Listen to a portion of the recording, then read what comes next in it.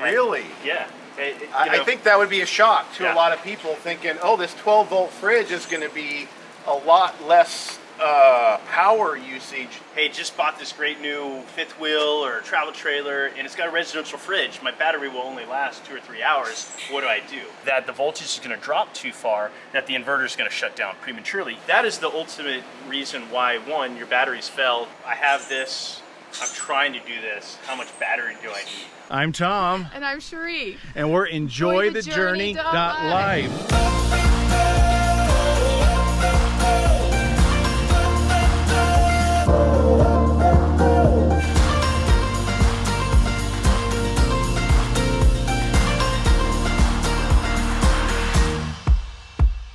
We have our RV Lithium battery expert back today. Yes, Harrison from Enduro Power Batteries is back.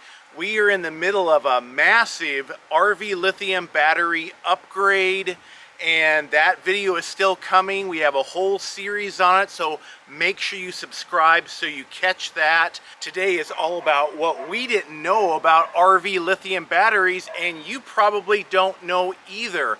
Like, why does your residential refrigerator in your RV die after just a few hours? What's the difference between lead acid, AGM, and lithium batteries?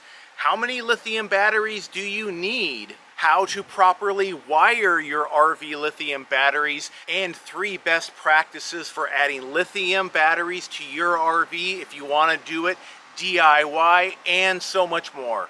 Harrison from Enduro Power Batteries is back today. Great to see you again. Thanks for joining us here in sunny Florida. It's winter time, but we get a lot of questions about RV lithium, and you're the expert. What are the considerations when someone, like you mentioned, buys a fifth wheel, they're brand new to RVing, and but then they know they need a battery upgrade? And I should say, I guess it should also back up and say that the manufacturers are starting to catch on. Sometimes put in lithium, sometimes put in 2 batteries, but they're not typically what you need. To run that residential refrigerator. Just certainly, obviously, air conditioning is way out of the question for a lot of the basic fifth wheels. How does the typical RVer start to figure that out? Yeah, that's a great question. So I would say one of the most common calls that we get over the past year, and it'll continue on, is there's been kind of a switch to 12-volt RV fridges. So no longer an absorption fridge, which is propane and electric. I'm talking about straight 12-volt.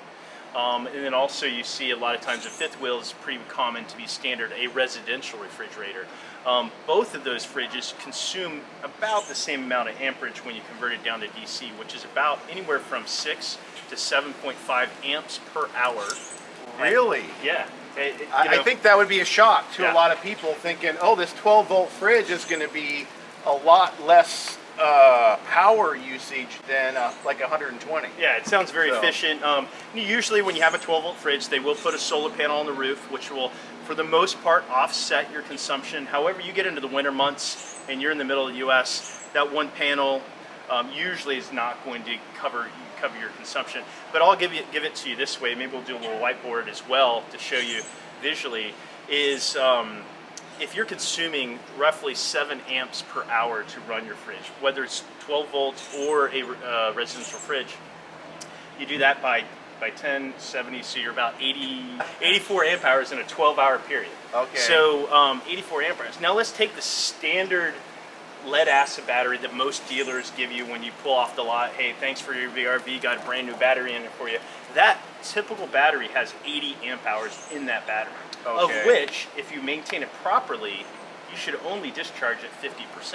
Right. So you really only have about 40-ish amp hours to use. Your fridge alone, at night, you have no solar running, is going to run through that battery in half the night, and then you're going to start damaging the battery the second half of the night, and then 6 to 12 months later, you're looking to buy new batteries.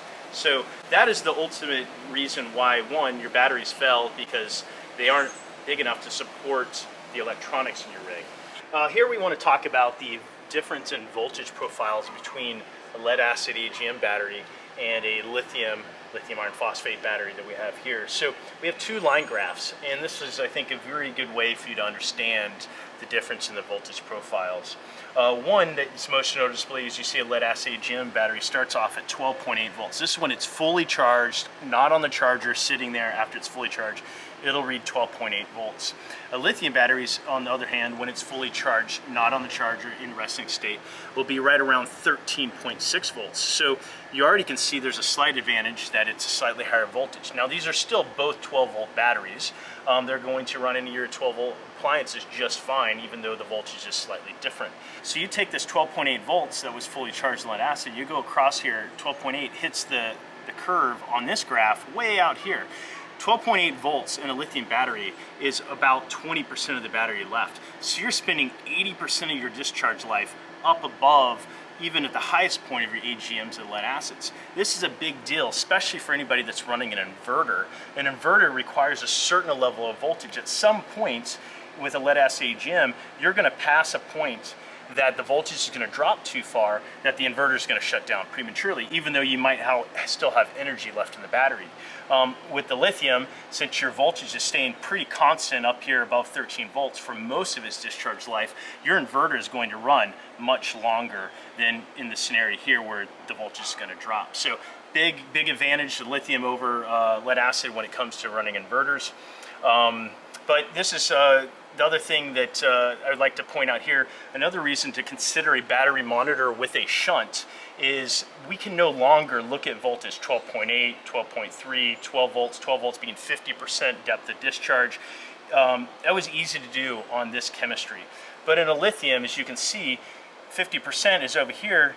That voltage is literally between 13.2 and 13.1 volts. So how are we going to know? Even myself, an expert, and I look at batteries all day long, I have a good guess, I can educated guess, but really knowing where I am on 13.2 to 13.1 here is really tough. So we put a battery monitor with a shunt in our system, and that takes care of the plus and minuses in and out of the battery, and it helps us spit out a percent stated charge, allows us to easily say, okay, I might be at 70%, it's kept track of it, and it says, hey, you're at 40%, even though your voltage is still pretty similar. So this is just a good visual to show you the difference in the voltage profiles between the two chemistries.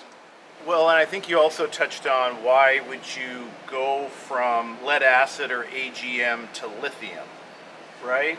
Yeah, so you know, going from a lead acid or an AGM battery setup to lithium is going to give you some advantages. Continue on with the 12 volt or residential fridge. One, the lithium battery can be used up to 100% of its capacity if needed. Generally, you like to do the 80% range, but if you're in a pinch, as last night at Boondocking, your emergency situation, you can pull that thing down to 100, all the way down to 0, put it back in a charge the next day, and have no issues. So okay. You get about twice as much energy out of a lithium battery as you do a lead acid or an AGM battery. So what you're saying that a really basic upgrade somebody could do is just go from one lead acid to one lithium and kind of double your capacity, right? Yes, you can. I would say that if you have a travel trailer, if you, for the most part, are just trying to go from point A to point B and plug into campgrounds, you're trying to keep your fridge going while going down the road in a travel trailer, you could get by with a single 12 volt 100. That's assuming you are exclusively camping at campground's electricity. If you're trying to do any type of off-grid or even an overnight, a harvest host in a travel trailer, you want to be a 12 volt 200 amp hour battery bank. Okay. That's just the minimum. That'll get through, keep your fridge running, you're not having any issues. The next morning you wake up based on all of our experience and customer feedback. On a fifth wheel, you definitely want to, as a minimum starting point, is 12 volt 200 amp hours. In any situation, even driving down the road, keeping that fridge going from point A to point B. So that's kind of a good guidance there for just this quick upgrade to lithium from lead acid or AGM. So kind of like you were saying, like with the gauge of wiring, always have bigger, like more amp hours are better than cutting it too close, because you never know when you end up driving longer than you thought you were, and you don't want, you know, your refrigerator to shut down. I think the exactly, you know, upsizing is always good. I think the other thing is, in a lithium battery, since it has all this usable energy, it also sits at a higher voltage, your appliances, your electronics run more efficiently and they're healthier. So you're saying probably the most basic upgrade then would be to just add 2 100 amp hour lithium batteries, and that's going to be a nice basic upgrade. Yep. Anybody that's in travel trailer, fifth wheel, you're just looking, just pulled off the lot, had your RV for 1 or 2 years, trying to upgrade. 200 amp hours is going to be that turnkey solution. Whether you do it with two 12 volt 100s wired in parallel, or you get one of our 12 volt 200s, either option, they're basically the exact same performance. Sometimes size and fit come down to the play. Okay, so you have a 200 amp hour battery as well. Yes, yeah, we do. Okay. We do. I will say that a few people opt for two 100s for redundancy, or couple guys that are motorcycle guys off grid. They'll take another battery and use it for another application, bring it back. So it gives them some versatility. But either option. But yeah, we have a 12200 which fits really nice into the double battery box in the front of most travel trailers. So there's a Camco double battery box that'll fit our 12200 perfectly. It's really nice there. And thanks to Harrison, Enduro Power Batteries is giving all of you guys 5% off your RV Lithium batteries. So if you've been dreaming of a lithium battery upgrade, or you've got to upgrade them just to even get out this camping season, make sure you scan this QR code right over here, or there will be a link in the description and the pinned comment. Let's get back into the video. All right, so let's talk about parallel connections. Here we have an example of a balanced parallel connection and an unbalanced parallel connection. So let's dive in and look what we have. So we have three 12 volt 100 amp hour batteries in parallel. That gives us 12 volt 300 amp hours. That is the case in both of these examples. As you can see, there's slightly different wiring in what's going on. So we have battery number 1 here, battery number 2, battery number 3. And you'll see on the positive, the load positive connects to battery number 1. So load positive would be all your existing cables from your RV. And then you have your positive, positive, positive, positive. And down here you have your negative, negative, negative, negative, which is your parallel connection. And then over here we have our load negative from the RV touching into the battery bank here. So our load positive and our load negative are on opposite ends of the string of batteries. This will allow us to have a balanced flow of energy through the battery bank, thus keeping the battery healthier over time.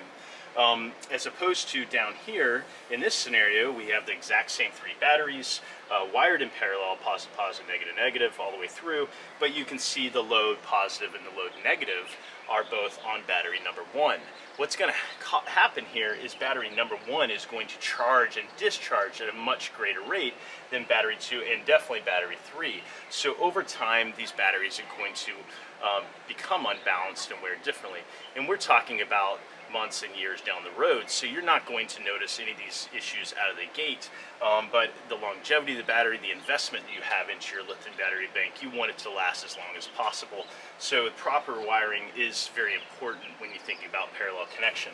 So if you are doing a daisy chain connection of batteries, the proper way to parallel connect is this balanced example here versus the unbalanced version here. The last thing I'd like to point out on this, which doesn't really have anything to do with parallel connections per se, but when we are working with lithium battery banks, it is very highly recommended to have a battery monitor with a shunt. This allows you to see the accurate percentage state of charge, or 100% SOC of the battery bank.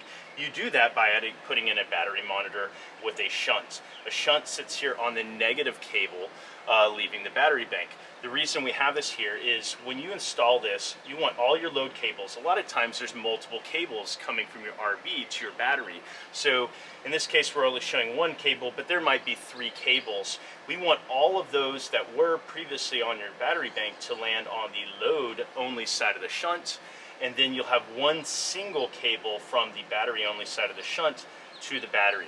What this allows us to do is to accurately measure all the current flowing in and out of the battery bank to get that accurate battery monitoring.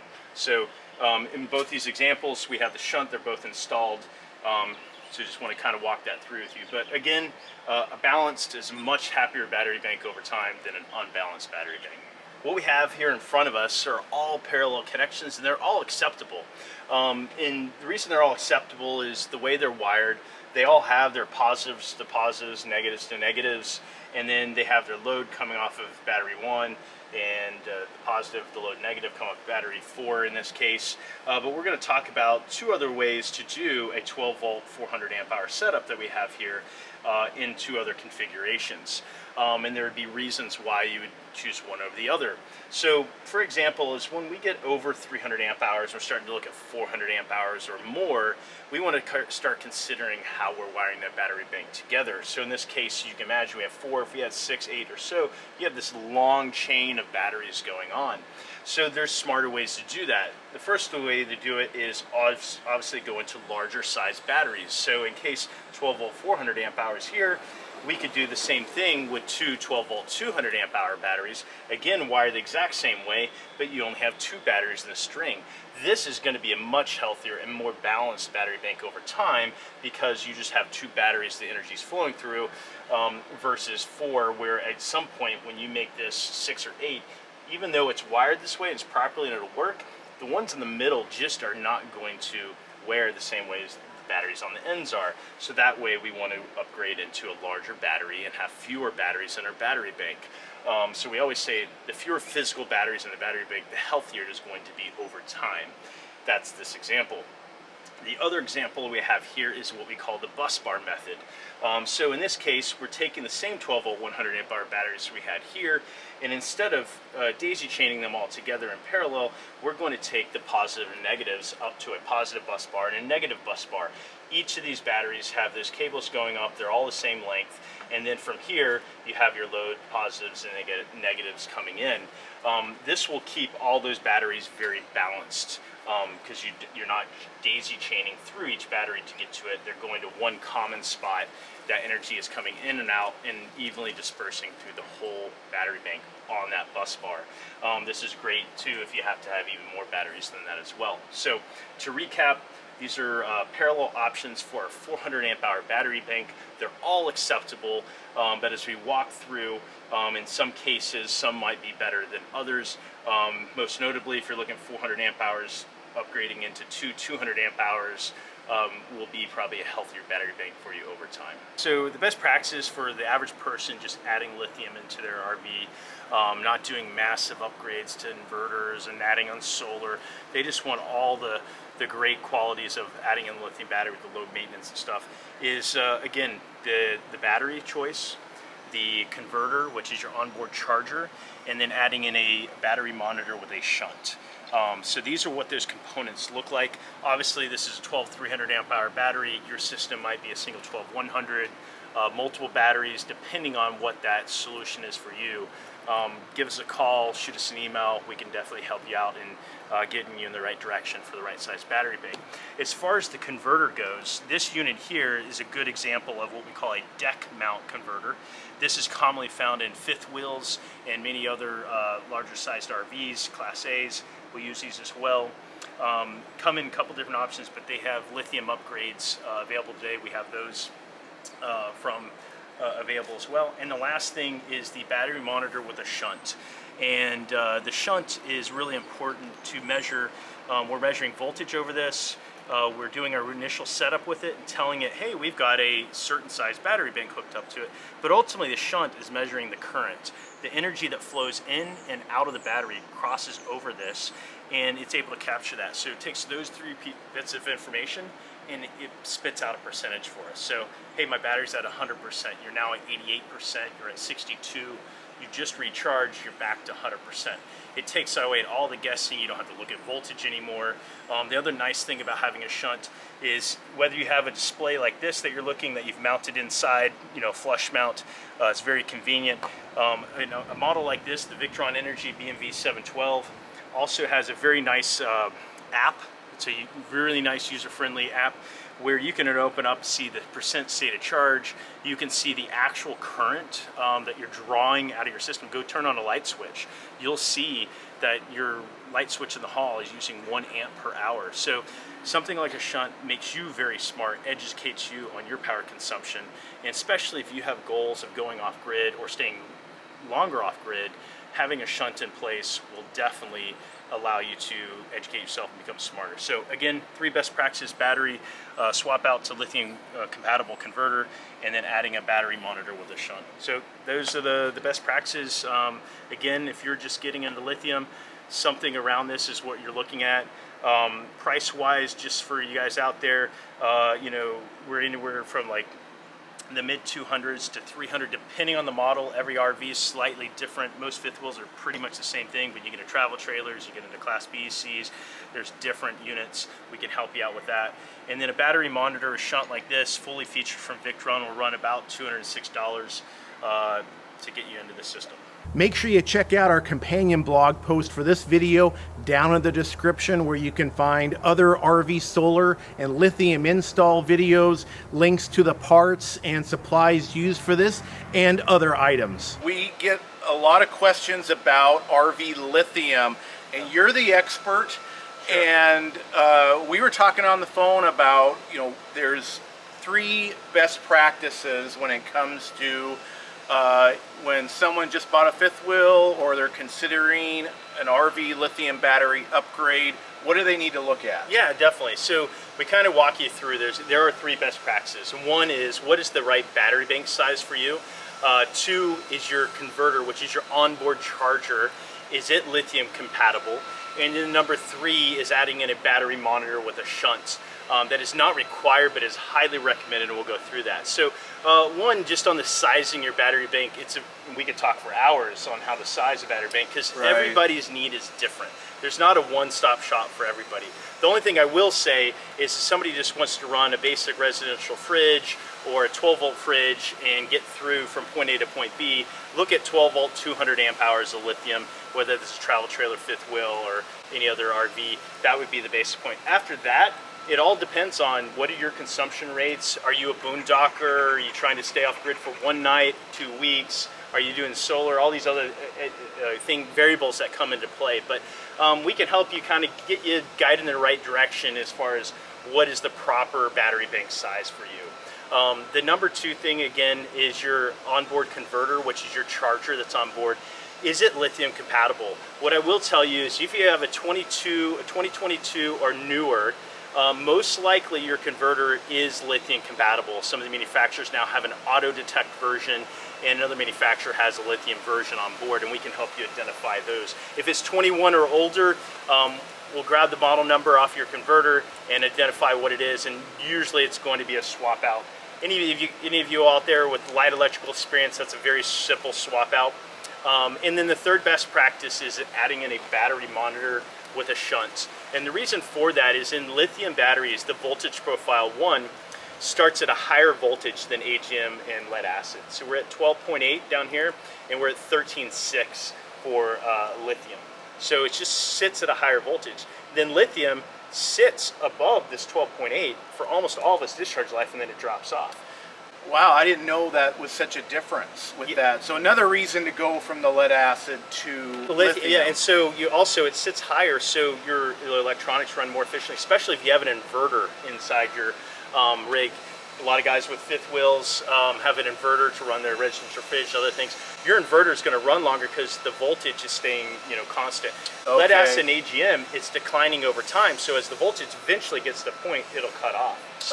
So, back to the battery monitor. The battery monitor is going to allow us to look at 1, voltage, 2, it knows the size of the battery bank we have, and 3, it's taking track of the plus and minuses out of the battery bank, how much load you're drawing out of the battery and how much energy you're putting back in from your charge sources, whether it's from your shore power, if you happen to have solar charge. It's keeping track of those plus and minuses, and then it spits out a nice, easy to read percentage. So, and those are not really expensive, right? No, they range anywhere from, in the $70 range up to about $200 for the most advanced model. Okay. The advanced model gives you a lot of creature comforts, an app on your phone. You can sit on the couch, look at your, state of your battery, sit your campfire.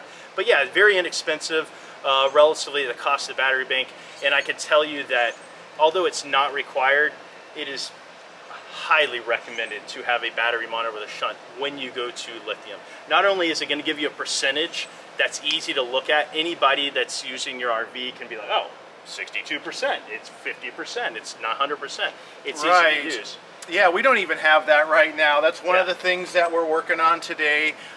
We are getting a big lithium battery upgrade today. That's going to be another video, so watch for that video. If you're not subscribed, make sure you scan this QR code with your smartphone to get subscribed, or there'll be a link down in the description and the pinned comment. Yep. One other thing, and I guess a big tip I tell anybody that's looking at converting to lithium, you're like, I don't know how much battery to get. We're talking about battery monitors. Go ahead and invest in a battery monitor with a shunt, because you can put it onto your lead acid AGM battery system today. Okay. And what's really great about that is there's a line in there that says current, and it's going to, when you look at the current, it's usually like negative. When you turn on lights, you turn on appliances, that'll go further negative, and it's telling you how much energy that device is consuming. So you can literally walk around your RV, turn things on, and see the change in the current draw, and you can basically build your consumption profile and kind of figure out what are you using. And some people call that an energy audit, things like that.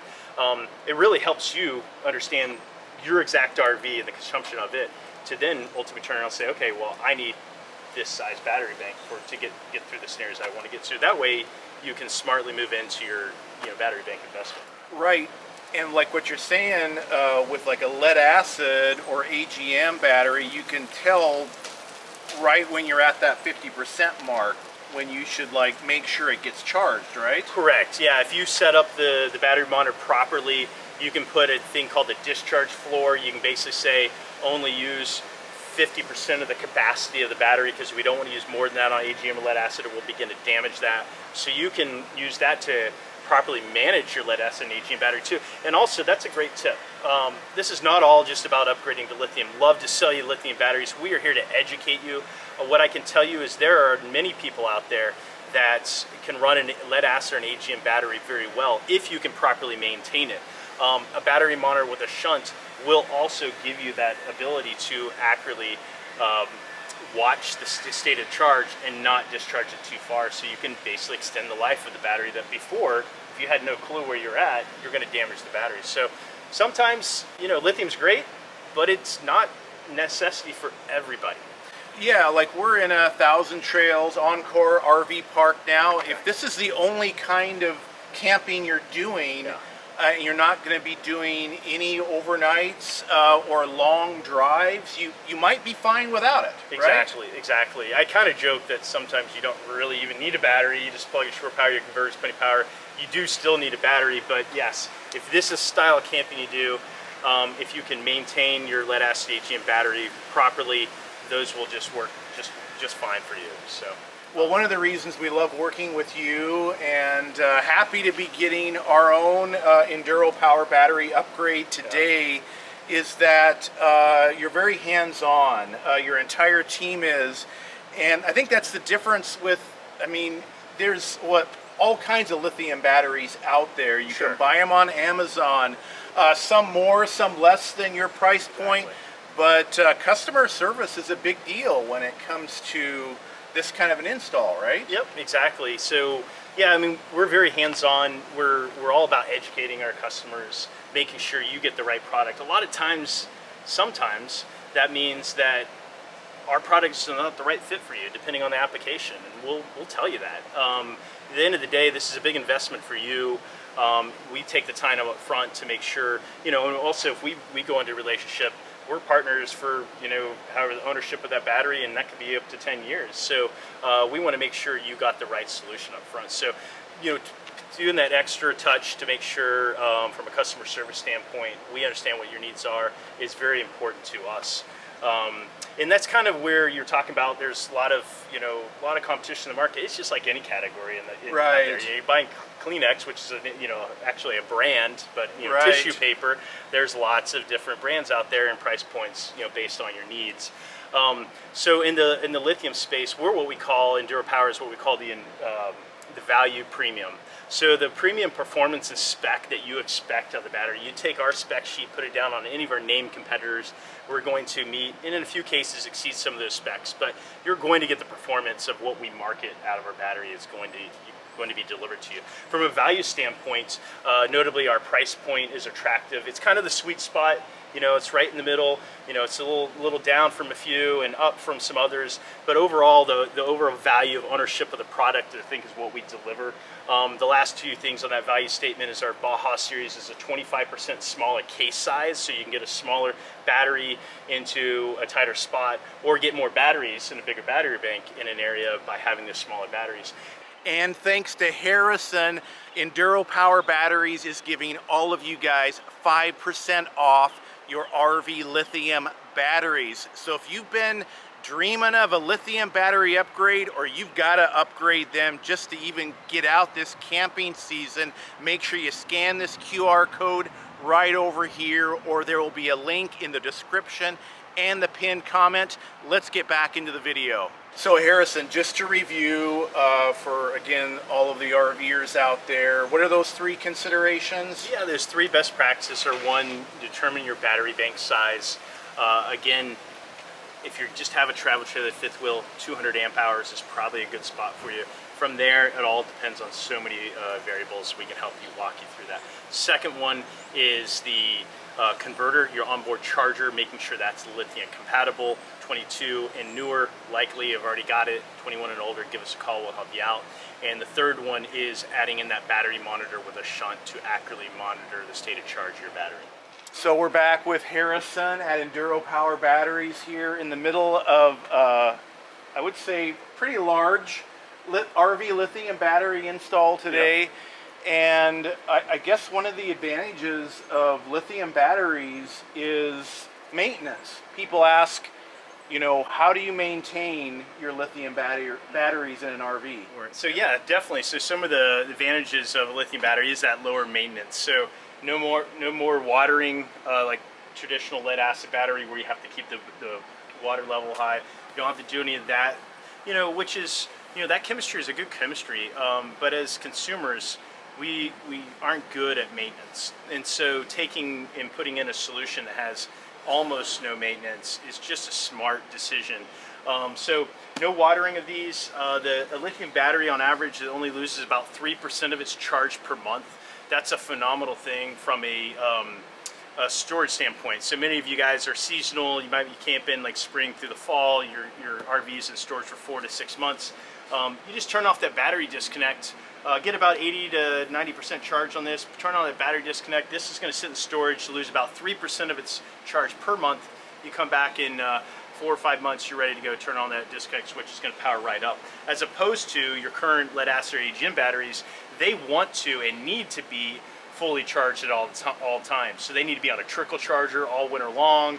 You do not need to do that with a lithium battery. Again, if you turn off that disconnect switch, make sure there's no draw on it, you're only going to lose 3% charge per month. So those are definitely some major advantages going in with lithium. An advantage here with the install is that you can stack them like that, so you don't have to have access to them, right? Great. Another, yeah, definitely. With lithium, you don't have the venting requirement you did with some of your more traditional batteries. So a lithium battery can go in just about any place in your RV. I mean, many installations, you know, here today we're still putting it in the front of your fifth wheel. Some people put them underneath a bench or behind an open compartment. Many times in your storage area as well are all options. So, and you do that because you don't have any venting requirements with a lithium battery. And thanks to Harrison, Enduro Power Batteries is giving all of you guys 5% off your RV lithium batteries. So if you've been dreaming of a lithium battery upgrade, or you've got to upgrade them just to even get out this camping season, make sure you scan this QR code right over here, or there will be a link in the description and the pinned comment. Let's get back into the video. So how long do lithium batteries last? Yeah, great question. You know, a lithium battery can last a really long time. We have a 10-year warranty, very similar in the market. If you take great care of your lithium battery, it can well go past 10 years, you're not going to have the original capacity. You take this one 12 volt 300 amp hours, you're not going to have 300 amp hours 8 years, 12 years, and 15 years from now. But could you still 14 years from now have half this capacity still in there and running well? Yes, you could. So as long as you take care of the batteries, which is basically the worst thing you do with lithium battery is let it go to zero and sit there for weeks or months on end without putting another charge on it. So that's the biggest thing you need to do for your lithium battery as far as a maintenance standpoint. And if you do that, your lithium can, last you for just about as long as you're probably going to own the RV, or if you're doing an off-grid system. I would say one of the most common calls that we get over the past year, and it'll continue on, is there's been kind of a switch to 12 volt RV fridges. So no longer an absorption fridge, which is propane and electric. I'm talking about straight 12 volt. And then also you see a lot of times a fifth wheel is pretty common to be standard, a residential refrigerator. Both of those fridges consume about the same amount of amperage when you convert it down to DC, which is about anywhere from 6 to 7.5 amps per hour. Really? Yeah. I think that would be a shock to a lot of people, thinking, oh, this 12 volt fridge is going to be a lot less power usage than like 120. Yeah, it sounds very efficient.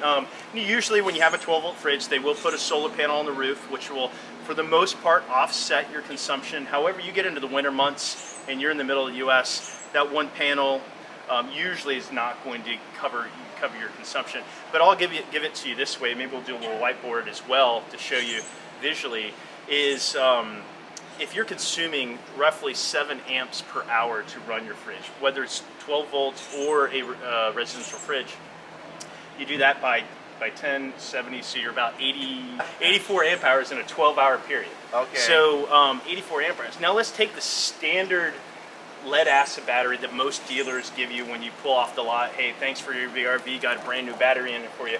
That typical battery has 80 amp hours in that battery.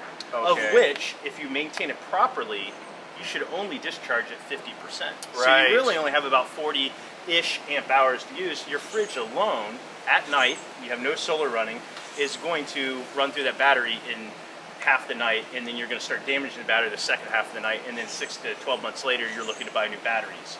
So that is the ultimate reason why, one, your batteries fail, because they aren't big enough to support the electronics in your rig. We are getting a big lithium battery upgrade today. That's going to be another video, so watch for that video. If you're not subscribed, make sure you scan this QR code with your smartphone to get subscribed, or there'll be a link down in the description and the pinned comment. Okay, Richard asks, are you going with a heated battery or keeping it in a conditioned space? Our current battery storage option is under our steps, which is a Class A, so a heated option was the best for us. That's a great question, and basically the answer with Tom, he is in an unheated compartment. He has discussed venting through from the basement, which he can do just by putting a vent on this back wall that can warm up this area. Tom, being full-time, chases around warmer weather, so cold weather camping at extended periods of time was really a non-issue in his decision.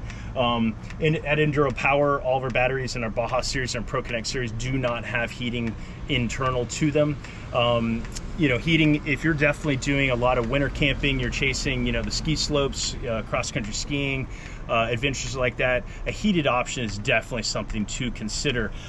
If you're concerned about a heated battery is, hey, there's once or twice a year, it's really cold, do I need a heated battery? And the answer is most likely not. Especially if you do put your batteries inside in a heated compartment, you just put on your furnace, that warms up the area, the batteries are nice and happy at that standpoint. The purpose of having a heated space is all of our batteries do have a low temperature protection. Low temperature protection protects you from charging the battery when the battery is too cold. That is one of the quickest ways to damage the capacity of a battery. So we prevent that from happening. We protect your investment. You can still discharge from a lithium battery all the way down to -4 Fahrenheit. So you don't have to worry about being able to pull out of it. So if you are kind of on the cusp, if you need a heated solution, but don't want to go all the way into the heated battery, there are other options out there. You can do heated blankets. Some people have used an RV tank heater around the bottom or the back of the battery. The goal is we're trying to keep the interior of the case warm enough so the cells stay warm enough to accept a charge properly and charge safely. So great question. Sounds like since you're in an outdoor space, going with that heated battery, assuming you also are spending a lot of time in colder climates, a great option to have a heated solution. We do find that most of our customers are either seasonal, or if they're full-time, they're chasing, a more mild climate, and the solutions that we have work just fine for that. That is not good. I have got a melted cable, but looking over here, there's no power. So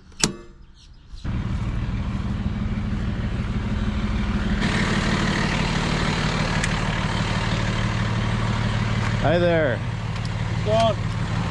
I was wondering what happened to the power. the power went out, according to the power guy I talked to. Something lightning thing tripped or something. He doesn't think it sent any surge through, and that probably wouldn't impact that. But this morning it was cold. I was running a couple of electric heaters and a big draw, and I don't normally do that on batteries. I didn't even know the power had tripped. Scary.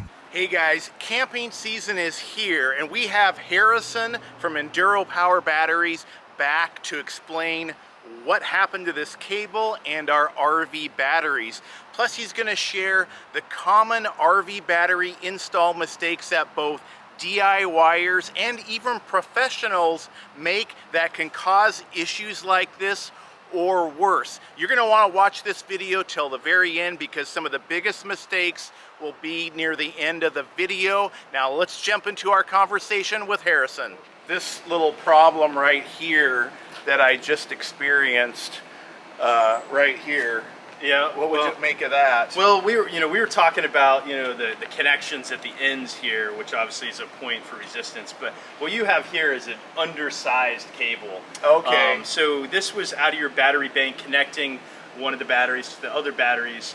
And what we'll see later on is you have a very large 3,000 watt inverter in your system. And we'll see the cable coming off that is very thick in diameter. And then by the time we get to the battery bank, you have these smaller gauged wires. So this diameter of the wire got reduced down so much that then when you're running your air conditioners, heavy load, you had a big cable coming from your inverter, it carried the current just fine. And once you got to the battery bank, this was not big enough to carry that current. And so it overheated, it melted, and luckily you caught this before it got any further. Okay, So, what is the danger of something like that? So danger of an undersized wire, not properly sized wire, this is a great example. Overheating, right here the sheathing has melted off. Ultimately this could create a fire, Wow. if this was left unattended and the condition you were under continued to go on. So again, I guess the word of advice for all you DIYers out there, or anybody you're working with, installer, if you hear somebody say, hey, we can do this size cable, but I can upsize, to oversize the cable, may be a little bit extra expense up front, but oversizing is never going to hurt you.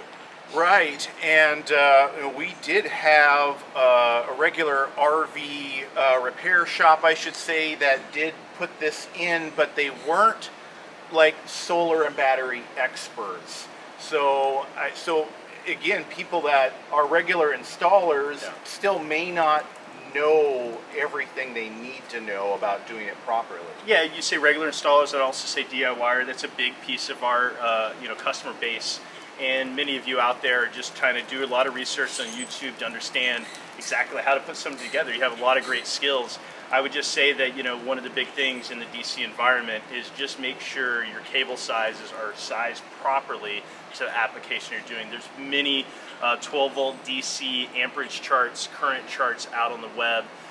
Blue Sea makes a phenomenal chart. I would use that as a kind of a good standard to start with, to figure out not only is it the size of cable from point A to point E, but it's also length. So you could have a cable that works the right size for 3 feet, but if you're going 15 feet, you may have to do a larger size cable to go that extra distance. Right, I've heard that because every, foot you add increases the resistance, right? That's correct. Okay. Exactly. So that's what you're doing there. Well, I guess we should let you see what I've got, right? I'm scared. Yeah, me too, a little bit. I've seen photos. But. I think what we're suspecting with this, as we have this melted wire here, that we've got the wrong gauge wiring between the batteries. And what's strange about that is, like, every RV tech that I always ask, like, lots of questions, and they've looked at the wiring and they've all said it's great, it's fine. And I think, again, there's that, not every RV tech is that experienced with, you know, batteries and wiring and all of that, right? Yeah, sure. I mean, you know, there's a lot of great techs out there, and I would say that the lithium battery banks, the larger off-grid systems, that's kind of newer into the RV space. So a lot of great techs out there, but many people are still getting up to speed on, you know, these expansive lithium battery banks. And making sure those things are wide priced. No longer just one or two basic lead acid batteries. They have this big, you know, lithium battery bank, bigger inverters. You know, you're running air conditioners. So just a little learning curve there. Most of the techs that we've seen definitely understand what they're doing. Here we are with Tom's existing battery bank system, and I think it's just a great opportunity to talk about some of the common mistakes, or also maintenance things that you should be looking at to keep a healthy and happy battery bank. And one of those is loose connections, 2 is wire size, and then 3 is the proper wiring your battery bank in a parallel connection, and also talk about a series connection for you as well. So first, on your connections, it's important that you look at the spec, the torque spec for your connections, to make sure all your connections are fasteners are tightly fastened down to spec. A loose connection creates resistance, which can create heat and can create a thermal event that we don't want. So making sure that these are torqued to spec is proper. And from a maintenance standpoint, every couple months you should just check them out. You know, you are bouncing down the road like an earthquake on the road. Just make sure everything is nice and snug is always a great practice there. The other thing we want to talk about is wire size. So as Tom and I were talking about in his current system, it's been great for him. There was one mistake that happened in the install, and it was actually out of the gate, wasn't the issue of the install itself. Tom had a 2,000 watt inverter. All the wiring was set up for 2,000 watts, and at the very last minute they made a change to a 3,000 watt inverter, which requires a much higher demand of the cables, and so therefore needs a larger diameter cable size to safely carry that current if he was to use all 3,000 watts of that inverter capability. So most of the time, literally probably like 98% of the time, most people aren't coming close to using all their inverter power. They might be using 1,500 watts at a time, one high load device, or a couple of things around 2,000 watts, which his cabling was spec to. So I guess it was about a month and a half ago, Tom, the power went out at the park he was in. He had to run off his battery power. It was a cold day, turned on the fireplace, and also turned on a space heater. Both of those are about 1,500 watts of energy, and so that's basically his 3,000 watt inverter was running full out, which means it had a heavy demand on his cabling. As we said before, the cabling was sized for 2,000 watts, and so this cable right here has been replaced as a temp piece. You can see it's black. All of his cabling was color coded red and black, but this one's black because he replaced it, and that's because this cable, which was in this position, when he was running that at 3,000 watts for a couple of hours, this was the first, it's battery number 1 here, this was taking the heavy load from that inverter, heated up, and as you can see, the sheathing on the cable has melted through. Luckily, Tom found this early enough, shut down his system, replaced the cable. But this is a great example of why proper wire sizing is very important in your system.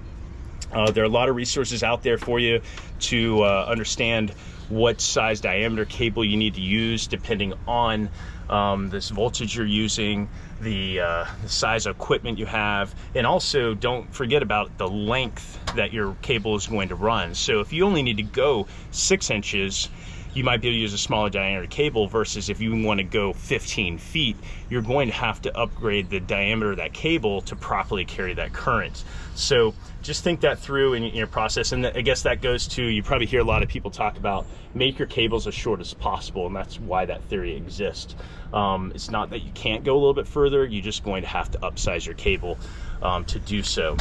We have a whole series of videos planned about all things RV batteries. So make sure you hit that subscribe button so you catch all of these. Harrison's going to be talking about what are the 3 major considerations when you're going to be doing an RV battery upgrade. How big of batteries do you need?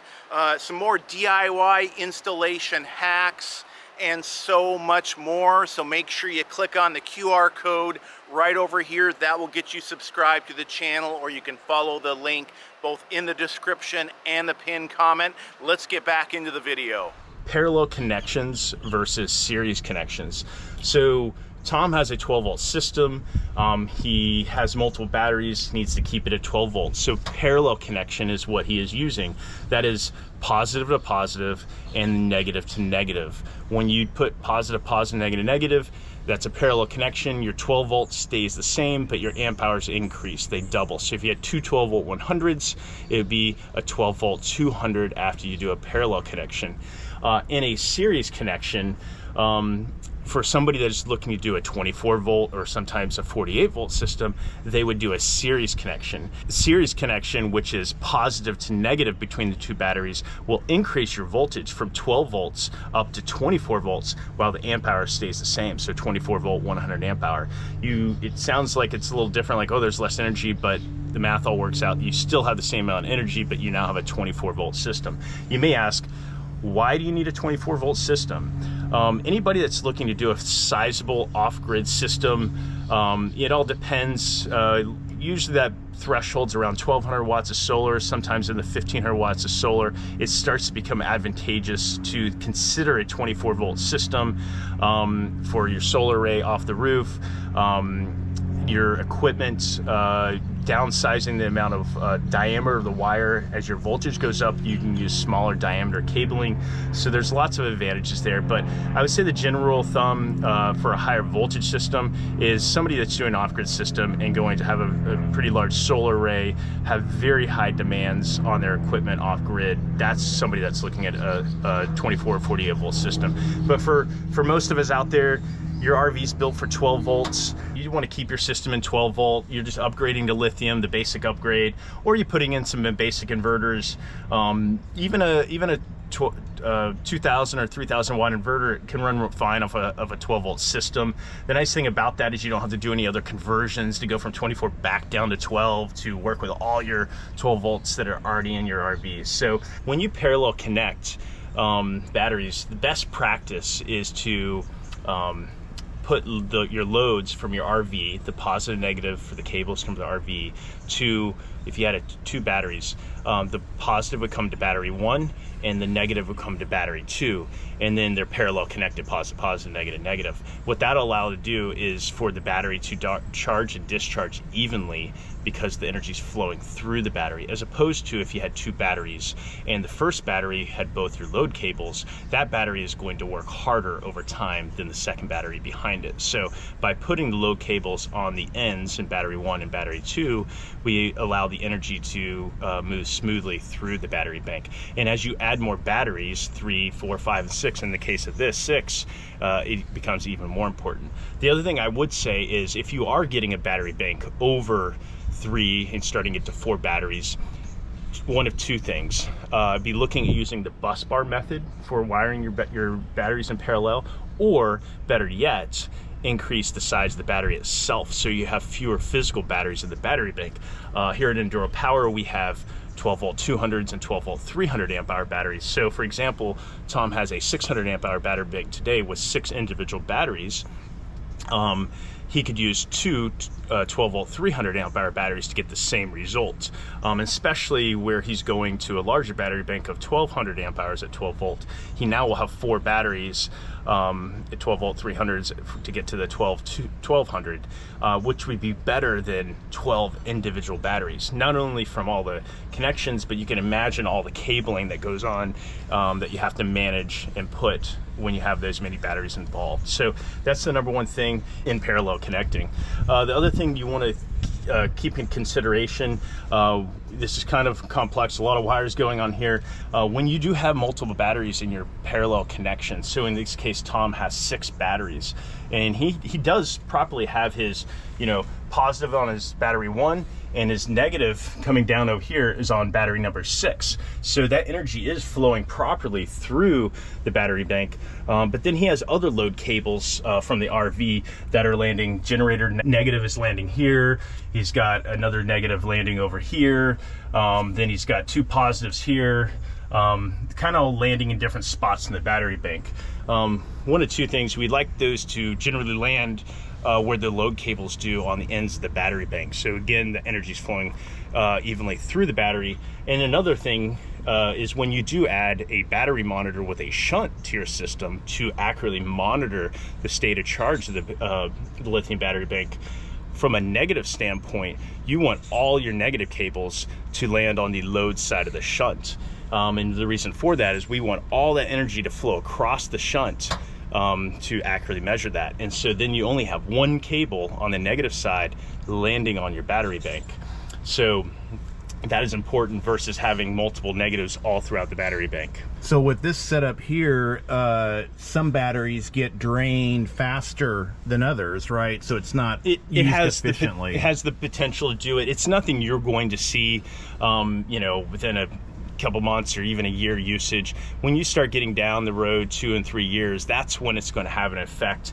And ultimately what can happen is you can have a battery drop out, be discharged lower than the others, and therefore the voltage drops because it's out of energy, and then your whole battery bank's voltage drops. Your system will still work, but it's going to not have as long of a runtime because not all the batteries are well balanced within the battery bank. And then if you have another one do the same thing, eventually the battery bank will shut down. So just the proper wiring techniques. One way to avoid that, as I said before, is use fewer physical batteries. So instead of 6 here, if you had 2 12-300s, very easy to keep those 2 balanced versus having 6 or more batteries in a parallel connection. And the other thing too is, if moving batteries around up in here, is keeping the length between the cables all the same too, right? Yeah, great question. So when you are parallel connecting, let's just say this is a roughly 12 inches here. In a parallel connection, you want this cable and the next cable and the next cable to all be 12 inches in length, so there's good balance between all your connections. So we are going to modify this. We'll have 2 batteries here and 2 batteries up here in this install, and all the cables leaving the battery and where their connection point are all going to be the exact same length in that parallel connection. That's just a little bit of some of the most common things that we see in a battery bank. Just wanted to go through those again. 1, make sure your connections are tight. 2, make sure your cabling and wiring is properly sized for your system. And 3, make sure you wire your batteries properly in parallel, as far as positive, negative. And thanks to Harrison, Enduro Power Batteries is giving all of you guys 5% off your RV Lithium batteries. So if you've been dreaming of a lithium battery upgrade, or you've got to upgrade them just to even get out this camping season, make sure you scan this QR code right over here, or there will be a link in the description and the pinned comment. Let's get back into the video. So I think, as we were talking before, Harrison, I'm missing something that you would see in a pretty basic install, right? Yeah, well, in basic install with lithium, you know, you have a great system, a Go Power IC3000, works really well for you, but you're lacking a battery monitor with a shunt, and we'll show you that later. What that's going to allow you to do is to pretty accurately see the stated charge of the battery. So right now, you really don't have a good way to know where's the level of this battery. One way to do that is add this battery monitor with Shunt. It's going to keep track of what I call the plus and minuses going in and out of the battery from charge and discharging. It looks at voltage, and it also knows what size your battery bank is. And so it says, hey, I'm at 100%, I'm at 92, I'm at 88, and it's going down, and when you charge back up, I'm back to 100%. So you just take a quick look, you head out for the day, you're like, oh, I'm at 85%, I'm good to go. Knowing kind of exactly where you're at versus guessing.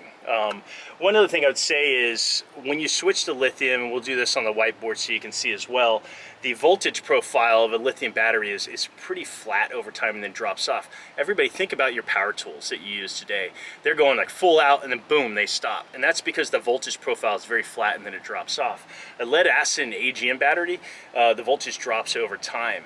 And so since it drops over time, we could use voltage to tell what the state of the charge of a lead acid or AGM was. But with lithium, it's hard because that line is pretty flat. It's between 13.2 and 13.1 volts 60% of the time. So you look at it from a voltage standpoint, you're like, wow, this battery's still doing great, but you actually may have discharged 30 or 40%. So this battery monitor installed in is going to really help you out.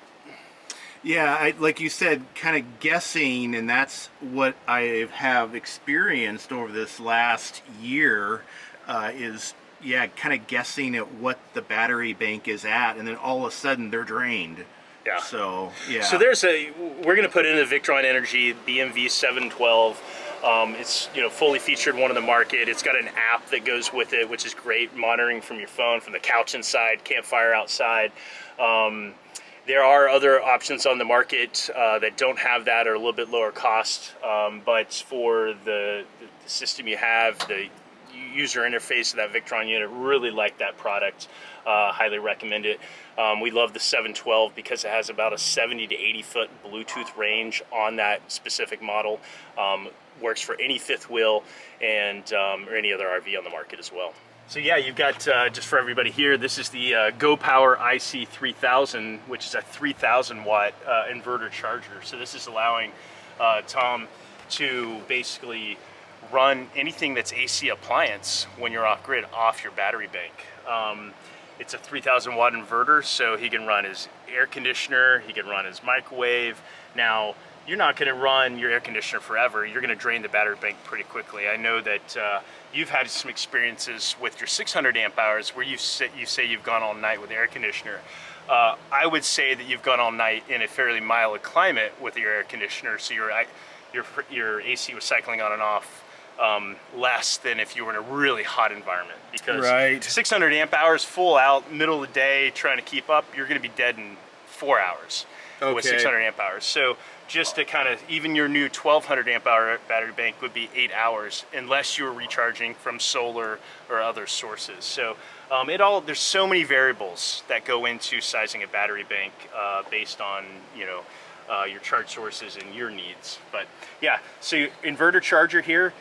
Beyond it here, it looks like you have two Go Power 60 amp MPPT solar charge controllers. These are running your 1100 watts of solar on top. Again, these are already here. Everything there, just at first glance, looks good from the cable sizing, but we are going to, on this IC3000, you have 2-aught cable here. We are going to upgrade this to 4-aught cable, which is a bigger diameter. It'll carry the current, so when you are maxing this out, running 3,000 watts, running your air conditioner for multiple hours, pop on a microwave, you'll have the proper cable size carrying the power from the battery bank. Yeah, like you were mentioning, running the air conditioning, we typically run with the AC and the fan on, so the fan keeps going.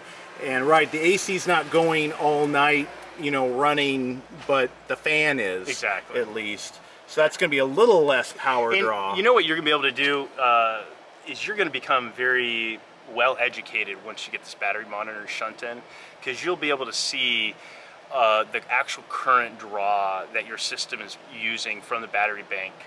Just by opening up your app, looking at the battery monitor, you're going to see that you're not pulling 140 to 150 amps, cycling the AC, but you might only, as you said, just the blowers going in at that point in time using 10 amps an hour.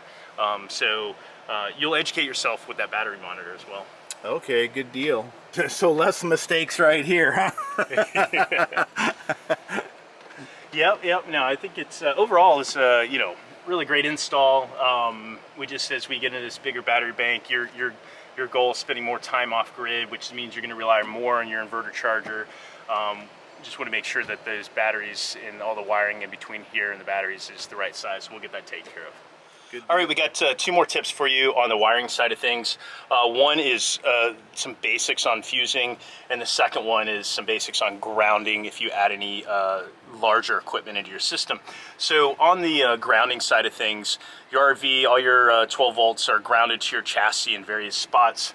You'll see some locations where a couple wires come together in one spot on your RV. One thing to note is if you're adding larger equipment, for in this case, Tom had the 3,000 watt inverter. You know, we've talked about before, he had 2-aught cable, he should have had 4-aught cable, so we're going to upgrade the wiring. But in addition to that, when you increase your wiring over a stock system, we need to make sure that that larger wire also has a path to the chassis, the ground source. And so, for example, here we have a 2-aught wire that was hooked up in his original system, coming off his inverter. It comes down and it ties into the battery bank here, which is right from an electrical standpoint. But we also need to make sure that then that has a attachment to the chassis as a chassis ground. So we will add that into his new system. You'll see that come off of the big bus bar, and that'll tie right to the ground. So it gives that larger cable a path to the ground, or the chassis source. The second thing we'll talk about is fusing.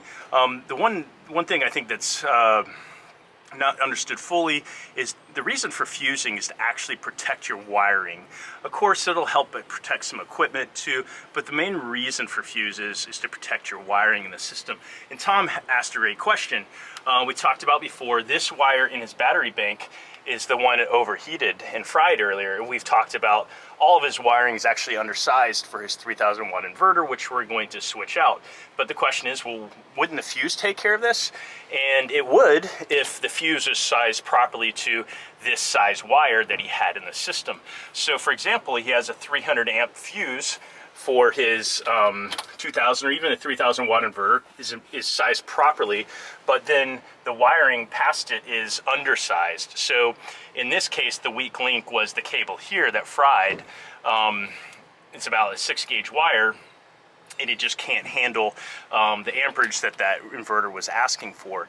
And again, the fuse didn't blow because it's rated at 300 amps. So as long as all the wire is properly sized, a proper sized fuse in your system will protect the wiring.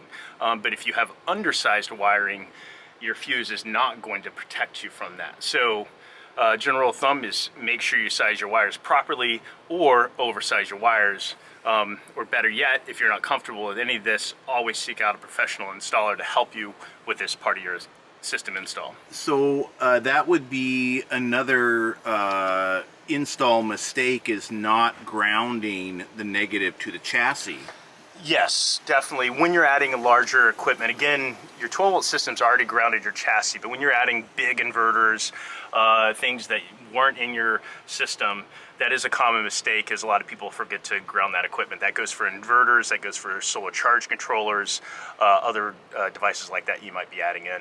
And again, make sure you hit that subscribe button, because this is just one of a series of videos about all things RV battery upgrade. Harrison's going to be back to talk about more DIY installation hacks. Should you hire a professional to install your RV batteries? How many RV batteries do you need?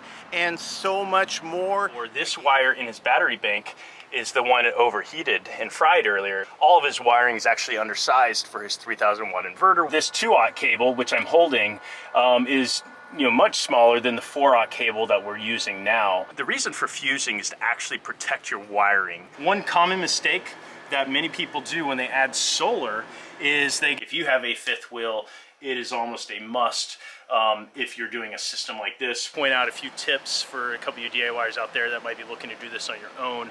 A tip for you guys out there, if you're using this is a 600 amp rated switch, the switch is, hey, can we put them in here? The answer is you already have no storage. So to fill up half your storage with batteries is just not the answer. When you're done, this is gonna look so clean. We got through this whole time not making a mess. And we just destroyed it. Yay, our new lithium batteries are here. This is gonna be awesome.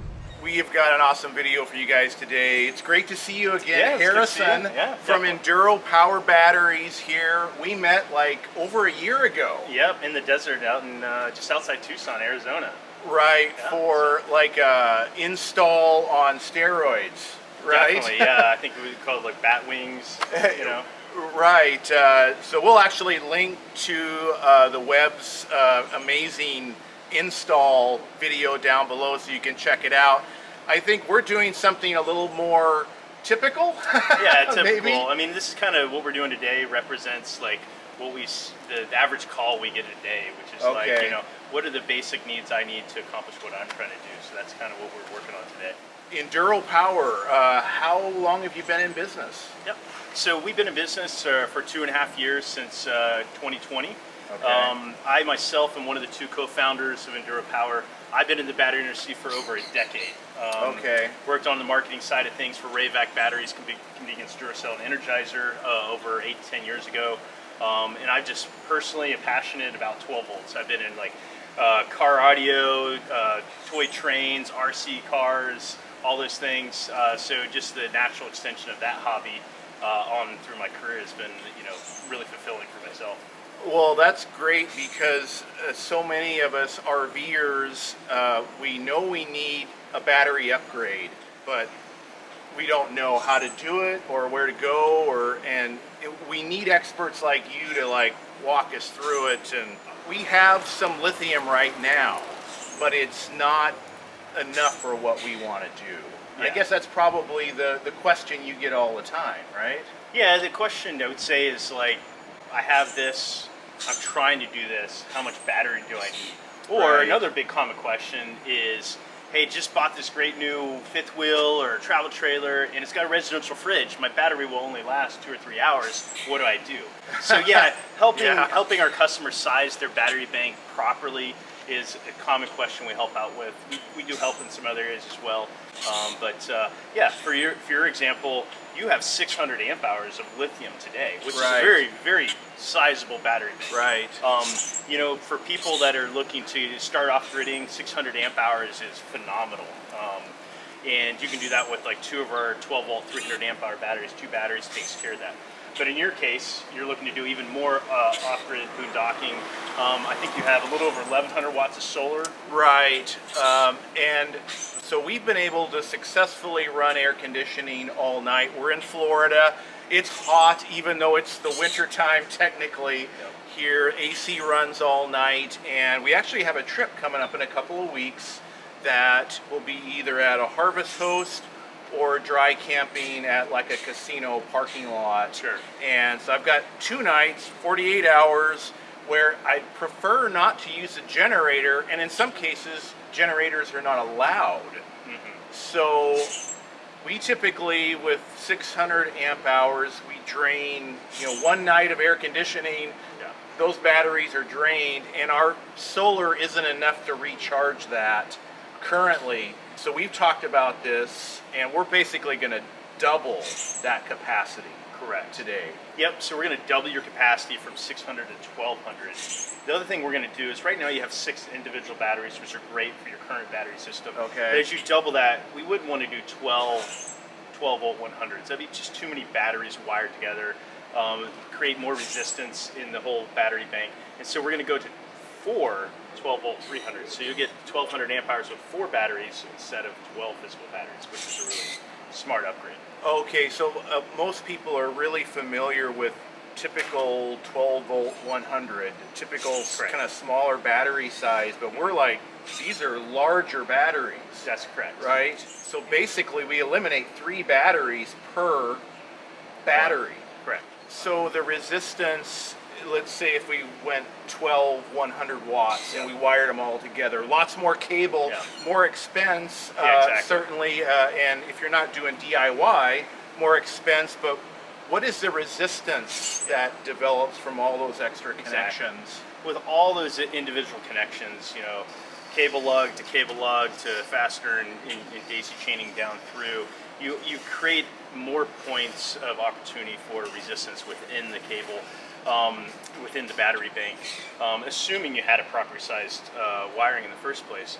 But we want to, the less potential for resistance that we can have in the battery bank, the healthier it's going to be over time. So the fewer connections you have, it's just going to be better. The energy is going to flow smoother. There's less points along the way that the energy can get interrupted.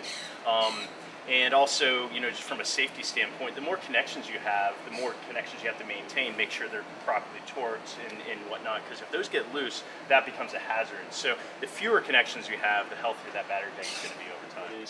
I think you have a 3,000 watt inverter, the Right. Go Power IC 3000.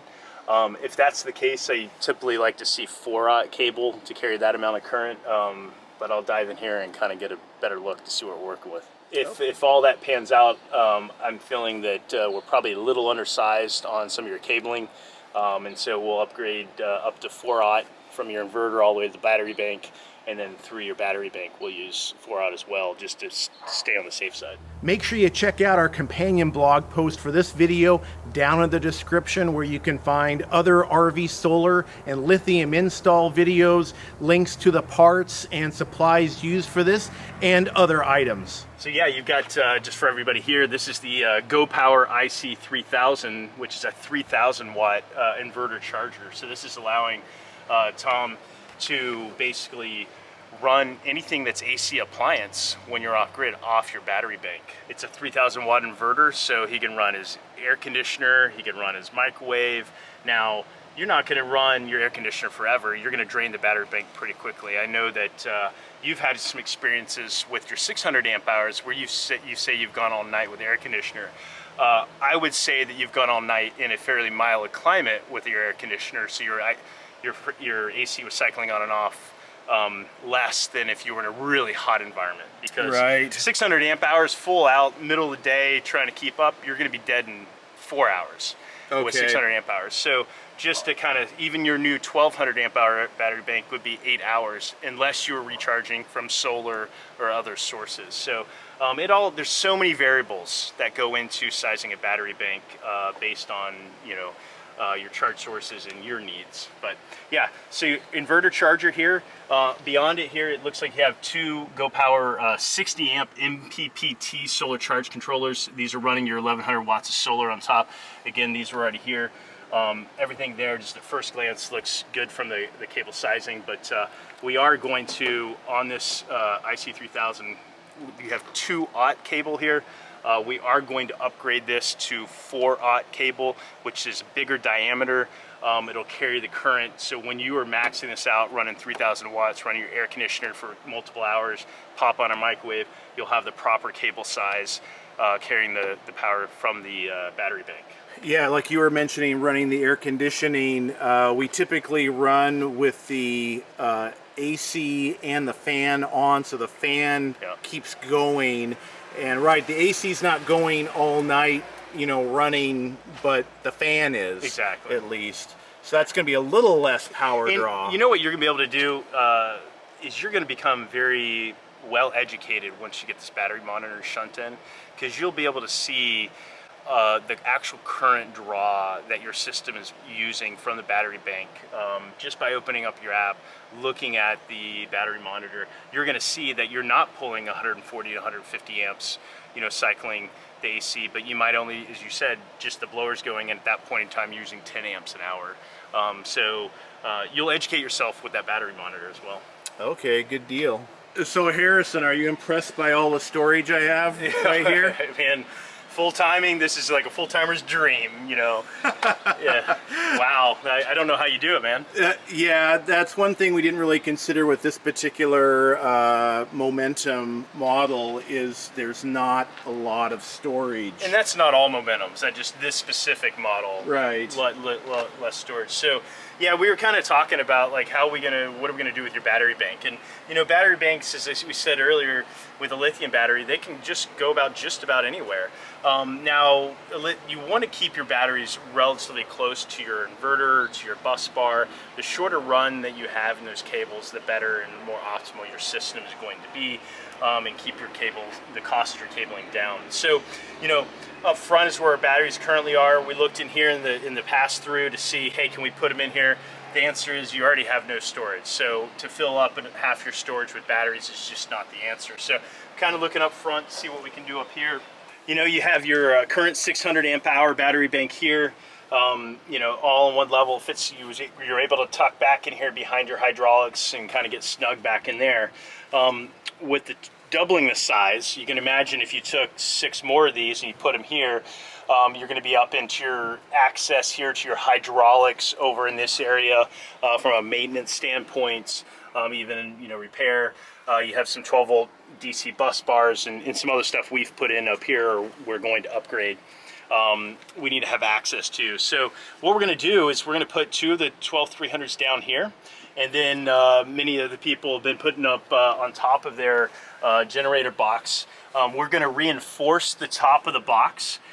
So we're going to take the weight and disperse it along the strong points of the box, and then reinforce it and put 2 of our 12300s up here. So we'll have 2 of them down here, 2 up here, all secured in a place, and we'll put the whole battery bank together. That way you get the capacity you want, but you also maintain that access for that maintenance, because the last thing we want to do is put your battery bank in and not be able to get into other critical items that you need to in the future.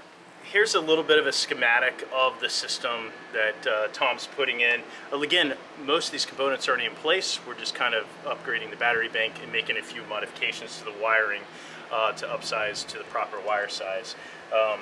To take a look here, we have our 4 12 volt 300 amp hour Enduro power batteries. Gives us a 12 volt 1200 amp hour of capacity battery bank, and you'll see here that all these are individually wired to this bus bar. This bus bar has positive and negative in the same unit, so that's what you're seeing going on here. You may ask, why do you run to the bus bar? A lot of times once you get over 3+ batteries in a battery bank, in a big battery bank, we may use the bus bar method for wiring together. The other option you can do for parallel connecting is to go positive to positive to positive to positive, and then negative, negative, negative across. We couldn't do that in the case of this install because 2 of the batteries are sitting down in one location and the other 2 are up higher in another location. You'll see that in the video. And so because of that, we want all these cables to be the same equal length, going either between the batteries, in which we couldn't do. So in this case, we want them equal length to a bus bar. And that'll help the battery bank be balanced over time. Very important for the longevity and performance of your battery bank. That basically takes care of our battery bank. And then from there, we just now have a positive and negative coming out. So it's like one big battery and then positive, negative. On the positive side, we go through our catastrophic fuse. It's a 300 amp fuse for his inverter charger. We go through a main cutoff switch, so this will cut off all 12 volt power anywhere in the rig because it's basically the first thing coming out of the battery bank. So if you need to turn down 12 volt, boom, turn that off. It shuts off the power to the inverter charger and then comes down here to all of your existing RV loads, all the stock RV positives, and also the solar charge controller that was added in his install previously is landing on here, and they flow right through the system there.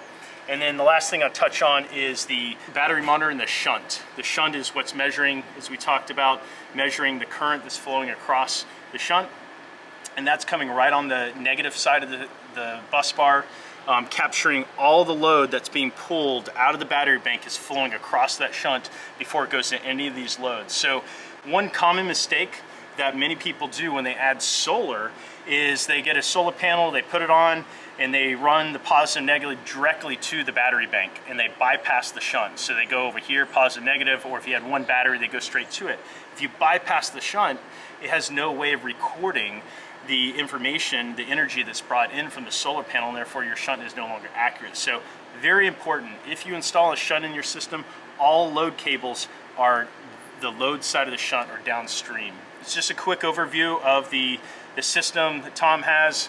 and the modifications we've done. The main thing here was the Go Power IC3000 previously had 2-aught cable running to the battery bank, and because it's a 3000 watt inverter at 12 volts, he should have had 4-aught cable. And then also within his battery bank, he was undersized in some of his cables as well, so we've upsized those, even oversized them in some cases, to make sure that if he's running this inverter full out, all the cabling in the system is capable of delivering that current safely and efficiently. All right, we got 2 more tips for you on the wiring side of things. One is some basics on fusing, and the second one is some basics on grounding if you add any larger equipment into your system. So on the grounding side of things, your RV, all your 12 volts are grounded to your chassis in various spots. You'll see some locations where a couple wires come together in one spot in your RV. One thing to note is if you're adding larger equipment, for in this case, Tom had the 3000 watt inverter. We talked about before, he had 2-aught cable, he should have had 4-aught cable, so we're gonna upgrade the wiring. But in addition to that, when you increase your wiring over a stock system, we need to make sure that that larger wire also has a path to the chassis, the ground source. And so, for example here, we have a 2-aught wire that was hooked up in his original system, coming off his inverter. It comes down and it ties into the battery bank here, which is right from an electrical standpoint. But we also need to make sure that then that has a attachment to the chassis as a chassis ground. So we will add that into his new system. You'll see that come off of the big bus bar, and that'll tie right to the ground. So it gives that larger cable a path to the ground, or the chassis source. The second thing we're talking about is fusing. The one thing I think that's not understood fully is the reason for fusing is to actually protect your wiring. Of course, it'll help it protect some equipment too, but the main reason for fuses is to protect your wiring in the system. And Tom asked a great question. We talked about before, this wire in his battery bank is the one that overheated and fried earlier. We've talked about all of his wiring is actually undersized for his 3000 watt inverter, which we're going to switch out. But the question is, well, wouldn't the fuse take care of this? And it would if the fuse is sized properly to this size wire that he had in the system. So for example, he has a 300 amp fuse for his 2000 or even a 3000 watt inverter is sized properly, but then the wiring past it is undersized. So in this case, the weak link was the cable here that fried. It's about a 6-gauge wire, and it just can't handle the amperage that inverter was asking for. And again, the fuse didn't blow because it's rated at 300 amps. So as long as all the wire is properly sized, a proper sized fuse in your system will protect the wiring. But if you have undersized wiring, your fuse is not going to protect you from that. So general rule of thumb is make sure you size your wires properly or oversize your wires. Or better yet, if you're not comfortable with any of this, always seek out a professional installer to help you with this part of your system install. All right, so here's a little tip. So if you're doing any 12-volt work on your RV for an extended period of time, and here we have our refrigerator is here. You want to keep your fridge cool. So, you know, you might be down for an hour, you might be down for a couple hours, depending on what you're doing. So what you can do is just connect your refrigerator directly to shore power. Taking off here, every RV fridge looks a little different back here, but they all are going to have, you go swing it around here real quick. Over here we have just a standard 120 plug for your shore power. So there's an outlet there. We pulled this out. We're just going to connect this up. We have this connected to shore power, and then you're kicking on to propane right now, but we'll go back to shore power there. So that'll get you keep this fridge running off shore power while we shut down the 12-volt system. Okay, I see we're supporting the wasps here too, huh? There's always lots of creepy stuff in here sometimes, but it's good also to keep that, from RV maintenance standpoint, to keep this area clear as well. All kinds of things want to make a nest in there, huh? Sure, definitely.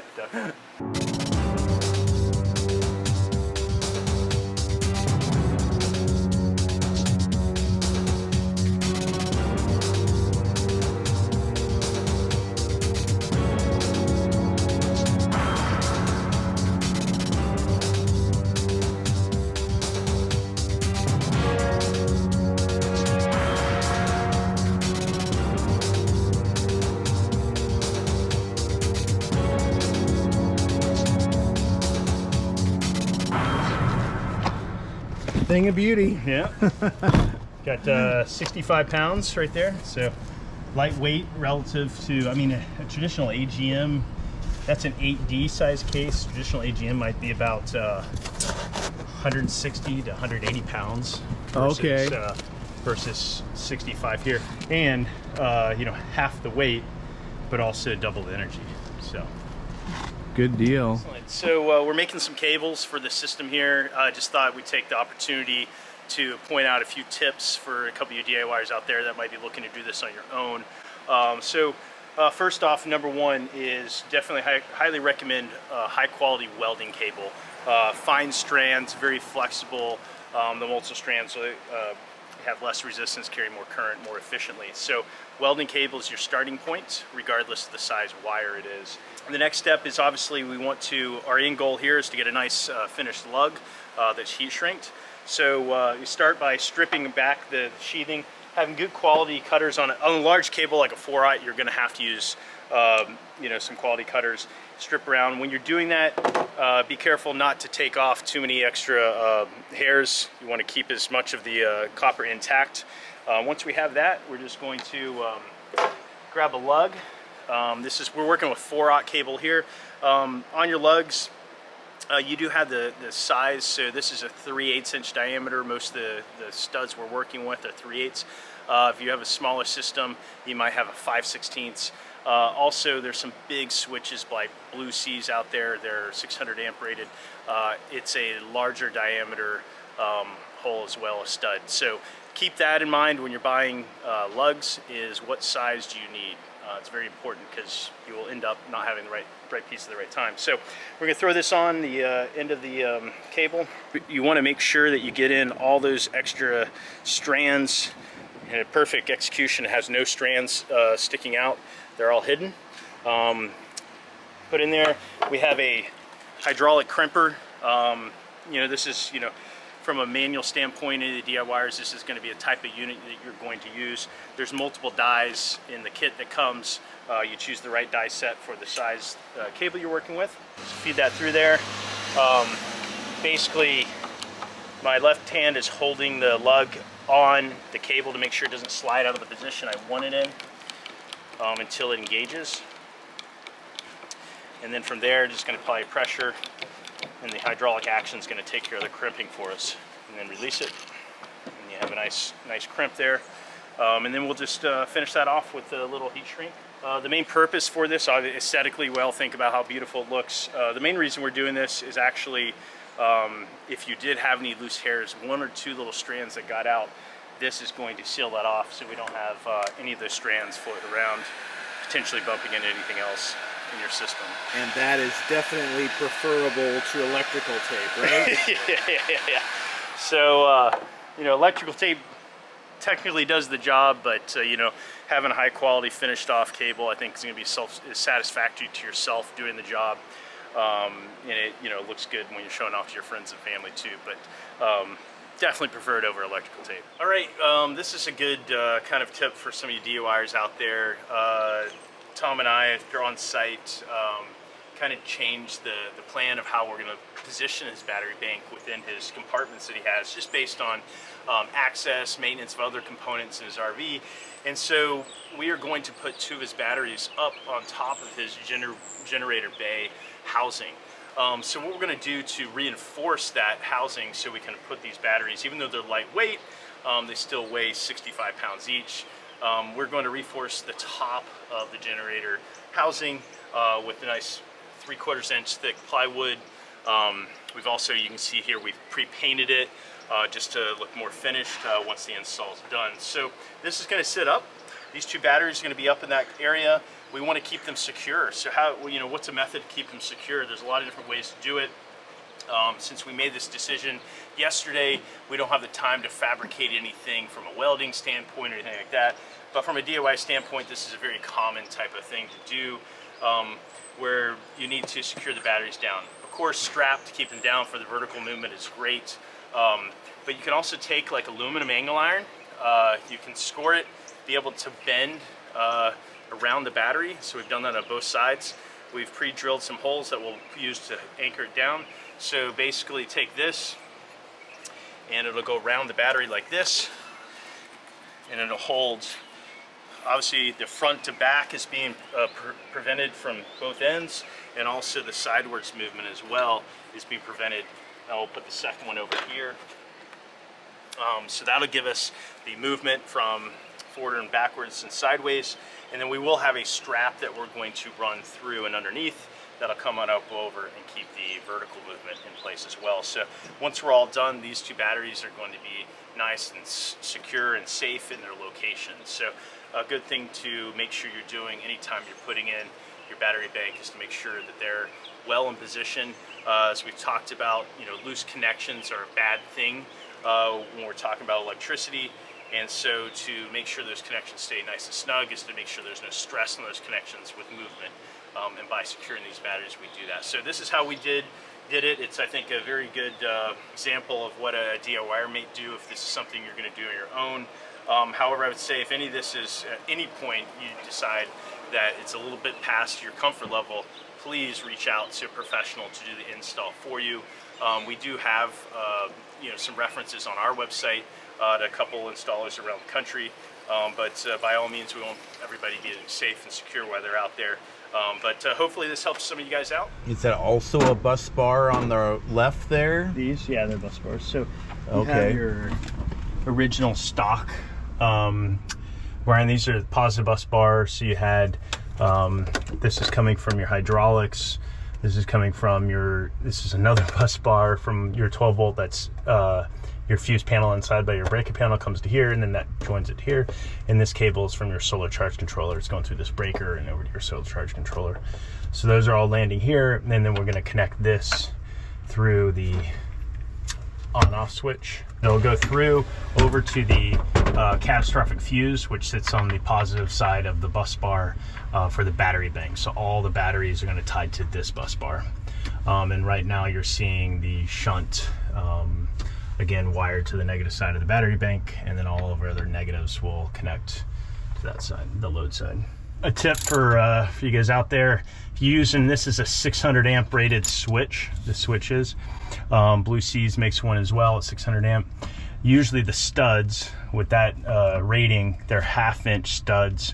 Most of the lugs that you're going to work with are going to be in the 3/8 inch range. So when you get to this, you either have pre-purchased 1/2 inch lugs to put on here, or you'll find yourself having to modify them. But just remember 1/2 inch lugs when you're working with a 600 amp rated on-off switch.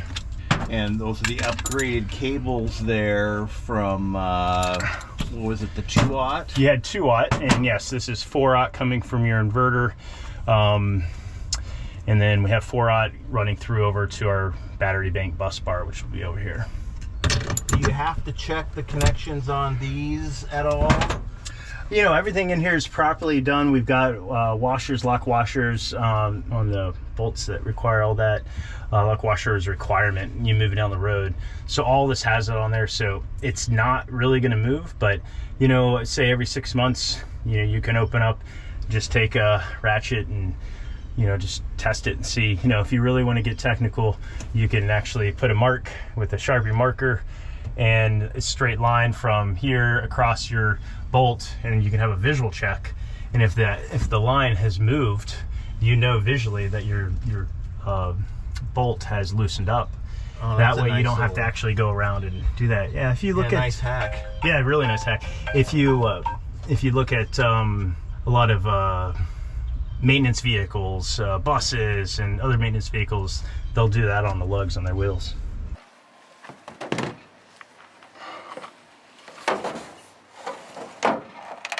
Like it was made for it. Yeah, buddy. Right in there.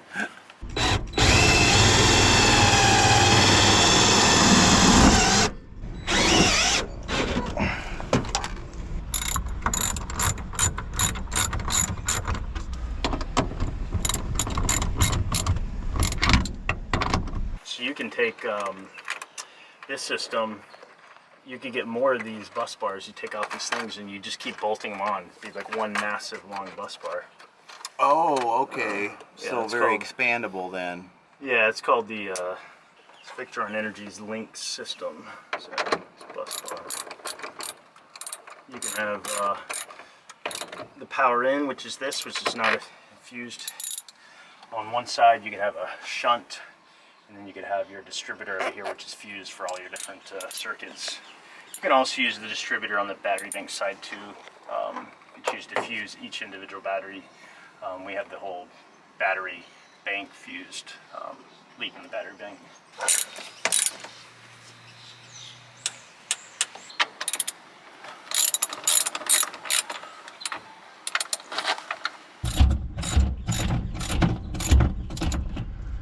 When you're done, this is going to look so clean. Oh, it's looking amazing how it is, and you know, you don't have the cap on it, so you know, it looks great.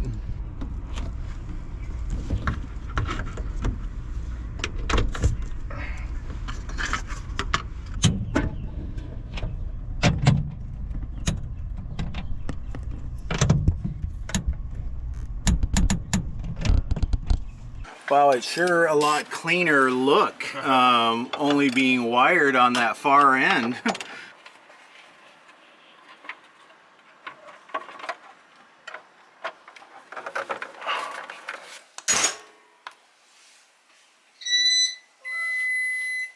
So yeah, you're now on inverter power. So you said this is one of your favorite parts of installs? Oh yeah, the satisfaction of getting a cable from point A to point B in a fashion that most wouldn't attempt to do. Something's gratifying. It's kind of also running solar cables from the roof. You're always now a lot of rigs come with a solar prep, so there's a channel to get them onto. Oh, sure. But if they don't, you got to kind of find your own way. You always find a way. There's always a way. Success. Yay.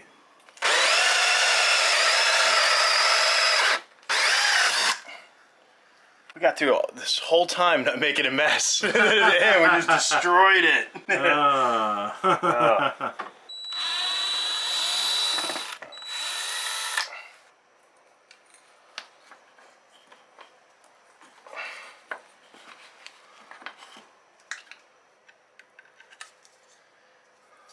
It's alive. It's got power.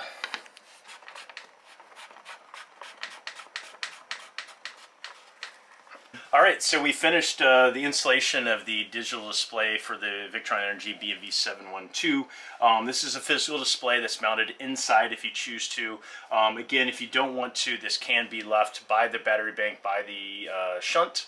But it does have to be plugged in. On this model, the Bluetooth chip sits inside this display, so you do need to plug it in if you have it.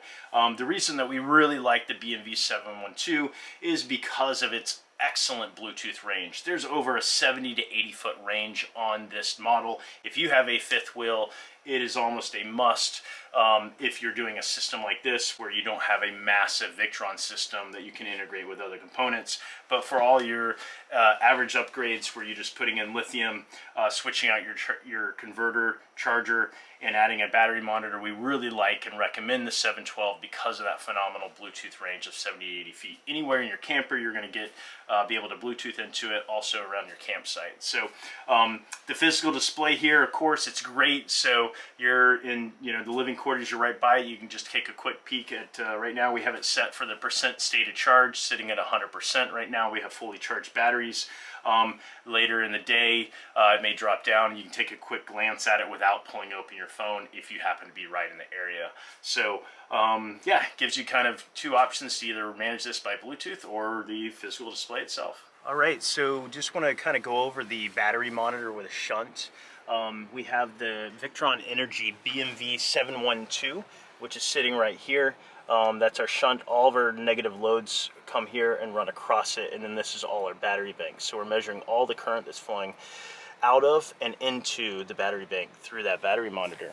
A little bit of the initial setup when you load this up, open up your Victron app. It's going to do a couple updates right away. After that's done, you want to click into it. You're going to have some initial readings. The percentage is likely going to go up to 100%. We've been playing around with it. Ours says 87 right now. But the default when it gets power is it goes straight to 100%. That does not mean your battery is full. It just means that the battery monitor is now active. It doesn't know where it's at until you help tell it where it's at. So we need to do the battery setup. So in the top right here, we're going to click on the gear icon and then go into battery. And under battery capacity, Tom here has a 1200 amp hour battery bank, so we're going to type in 1200. The next thing down is charged voltage. This is at what voltage, when the shunt sees a certain voltage, it tells it to go to 100%. So in our case, we're going to set this to 14.4. The next one is discharge floor. By default, it's set to 50%. As you know, in a lead acid and AGM, you should only be discharging those batteries to about roughly 50% to maintain this properly over time. With a lithium battery, if you need to, you can drop it down to 0. On a day-to-day basis, we'd recommend that you drop it 80% down to 20 and then do a recharge back. But if you're a Boondock, you're off-grid, and you're just trying to squeak out the last day, you're down in the 15s and 10s, perfectly fine. It's not going to harm the battery. You get it back out of charger the next couple days, get it back up. So the discharge floor, we're going to set to 20%. Again, for those, that's a good standard setting. For the people that are advanced boondockers, you could nudge this down. With a large battery bank, you could nudge this down a little bit more.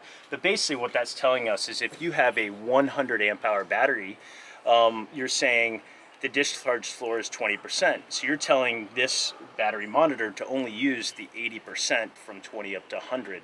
And so your monitor reads 100% or it reads 0%. When it reads 0, it actually should still have 20% of the energy left in the battery. So you're kind of building in a safety buffer with that discharge floor. So we've changed that to 20. Tell current, leave at 4%. Charge detection time, leave at 3. We want to change the Puchert exponent from 1.25 default to 1.05.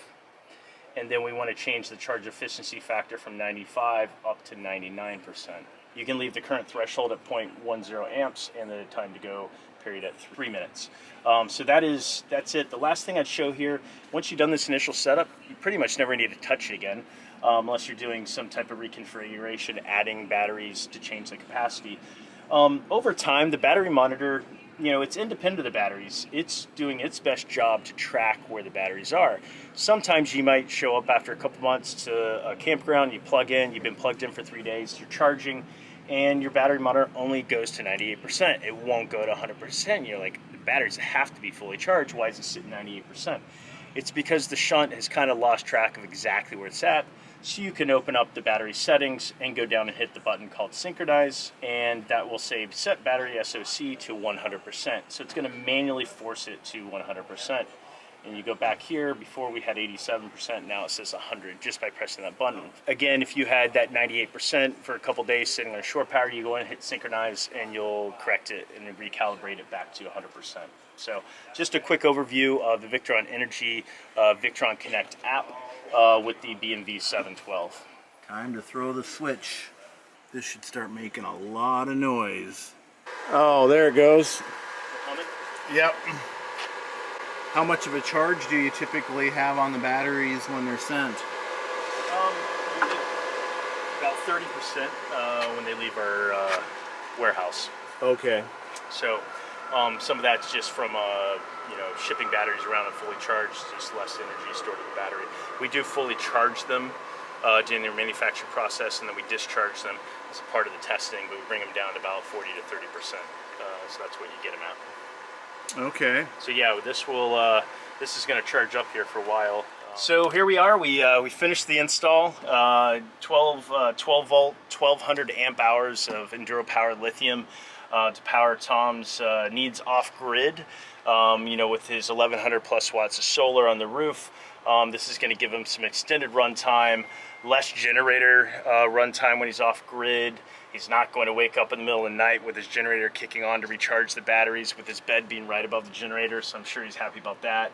Also, plenty of power to keep that refrigerator running without concern. So overall, here's where we're at.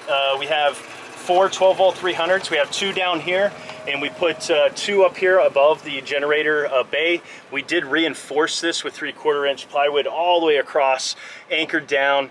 Then the batteries are secured in place in all directions. They're not going to move.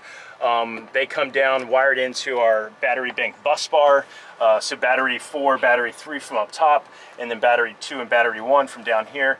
All of these cables are the exact same length from each battery. So they're, even though this one's physically closer to the bus bar, the cable length is the same as this and the furthest battery away. So that way we have even distribution of power. So we ended up here, we got our battery bank bus bar. We have our Victron Energy B&V 712 shunt to accurately monitor our state of charge for a lithium battery here. As you can see, this flows through from our inverter and then also to another bus bar, which captures all of our negatives from standard 12-volt stuff that was already in the camper. So we have our generator ground going in here. We have a new chassis ground that we put in as well here. Over here is a positive bus bar. Same thing, all the existing 12-volt loads coming from the RV are landing here. The generator loads landing here. And then we jump into our 4-aught that goes up through our on-off switch, and it's connected through to the battery bank. The last thing I'd like to point out up here is our 300 amp fuse with our 3000 watt inverter. That's protecting, you know, that's between the battery bank and the cutoff switch. Again, that's protecting all of our wiring downstream.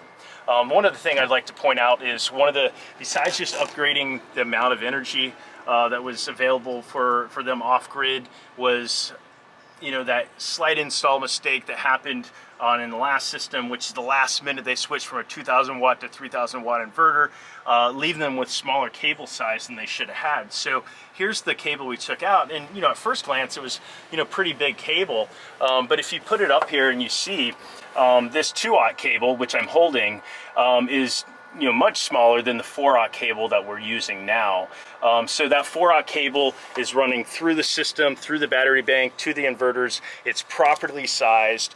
If Tom wants to run his fireplace and his space heater again when the next time the power goes out, he's going to have no issues with the wire sizing in his system. So overall, I think the end product's really good. It's clean, it's simple.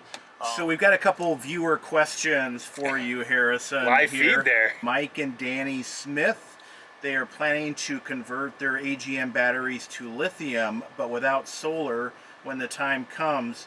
They're nervous though. Our coach is 100% electric and my lack of knowledge on the subject matter is intimidating.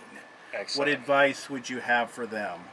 Well, that's a great question, and if it's intimidating, what I would say for anybody, you know, hire a professional to do the work for you. But what I can tell you is overall the conversion to lithium is a very simple switch. The characteristics of a lithium battery are going to far outweigh your lead acid AGM, especially if you spend some time off grid. If you're doing a overnight at a harvest host or trying to do 2 or 3 days here or there, and you have things like a residential refrigerator, you have to run your furnace a lot at night, things like that, you're going to gain a lot of the benefits of lithium. So don't let that hold you back from the conversion. You know, the basic 3 best practices for switching out to lithium, and you don't have to do everything that Tom's got going on here in the system. He's kind of full off grid. You basically need to decide what size battery bank is right for you as far as your needs, and everybody's needs are a little different. 2, make sure your onboard charger, which is called your converter, is lithium compatible. Anything 22 and newer likely already has that. If it's older, it's a simple swap out. And then the last thing is that battery monitor with Shunt to accurately monitor the state of charge of the batteries. It's going to really help you have more information about where your batteries are and less battery anxiety by putting that in. So those are the 3 basics. For somebody that's just looking to upgrade to lithium, that's a, you know, half-day weekend project for somebody that hasn't done it, and it can be very quick for somebody that has done it. So don't let it hold you back. I can tell you that if you are going to spend time disconnected from shore power, the benefit lithium with the right size system, which can still be a small and modest system, is very empowering. So another question here from Lee. If you have 3 lead acid, can you mix and match with lithium? That's a great question, Lee. Just like with your standard AA, AAA battery, if you read the small print on that, it says do not mix new and old batteries. It also says do not mix unlike chemistries. So the answer is no. You cannot mix lead acid batteries with lithium. You shouldn't be mixing lead acid with AGM batteries either. Can you do it? They're all 12 volt. Like, will it work? It will work for a minute, but long term, and when I say long term, when you're mixing chemistries, that is a very bad idea. So you definitely don't want to do that. One of the quick things is lead acid sits at 12.8 volts when it's full, and lithium sitting at 13.6. So the voltage profile is different. So they're going to be fighting that standpoint. But the answer is no. So we're going to Instagram here, right. And first question is solar charging good? Which kind of leads me to maybe we should answer the question, what are all the different ways that we can charge besides solar? Excellent. So yeah, I mean, solar charger, to answer the question, yes, it's good. Is it required? If you're going to be off grid, it's definitely a nice thing to consider adding. As you're asking, all the different charge sources. You think about a battery bank like this, it can receive a charge from many different sources. So for example, we're at a park right now plugged in, so our onboard charger that's connected through to shore power is what's charging the batteries. Tom also has solar on top of his roof. So if the solar panels are turned on, those at the same time that he's plugged to shore power are double the charge. You're getting it from your solar and also from shore power at the same time. So, and that's okay. I could even add a third charge source in if Tom was to pull his truck up, hook up his 7-pin, and have the small little charge that comes over the 7-pin, about 3 to 5 amp charge, and he had his alternator on his truck. He's getting 3 to 5 amps from there, and that's a third charge source. So, is solar good for charging? Yes, it is. It's a safe additional charge source. And anybody that's thinking about doing extended time off grid, definitely solar can be a good investment. It's not required. Can you do generators instead of a solar panel? By all means. A lot of people are trying to get away from as much, generator runtime, and so that's the investment into lithium. The other thing is, in the last couple of years, there's a lot more 12-volt fridges, a lot more residential fridges going into RVs.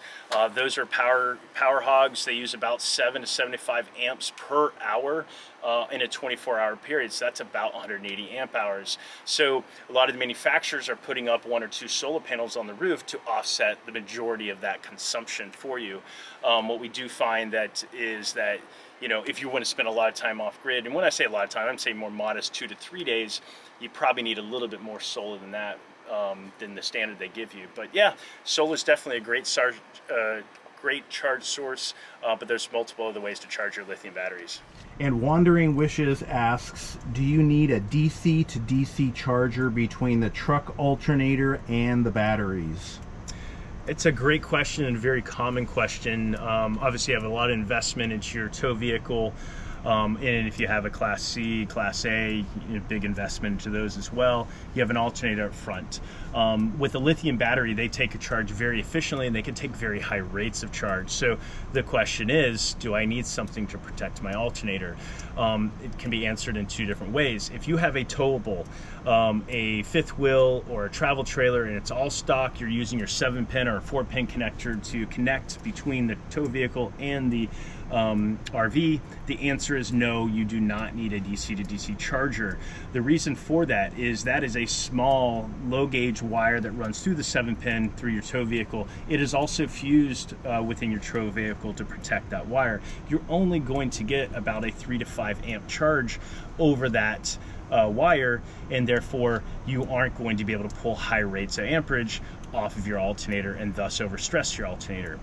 If you have a Super C, B, Class A, thing like that, your chassis, your alternator is pretty much one with the house system, large cabling, and yes, you do need to consider your options for either a DC to DC charger. One of the most common solutions out there is a BIM, which is a battery isolation management device.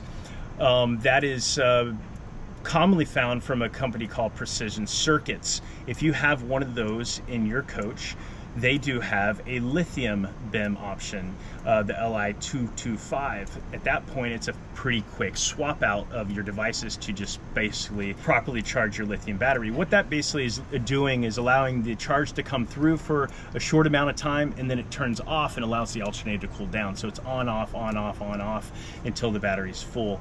And that's how they manage and don't overtax your alternator.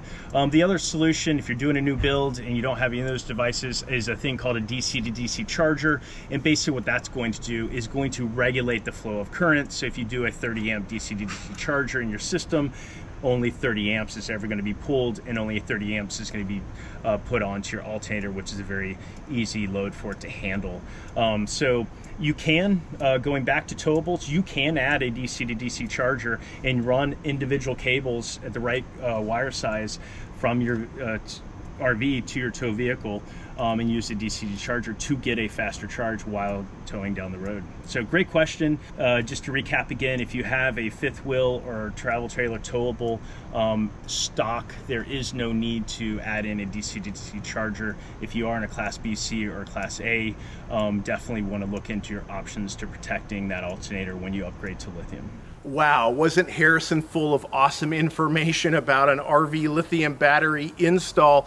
And thanks to him for sticking around late and answering your questions. Again, you can find all of his recommended parts and tools and more lithium battery install videos in our companion blog post in the video description. Let us know what you thought of this video in the comments. And for our very next video, you can click right here.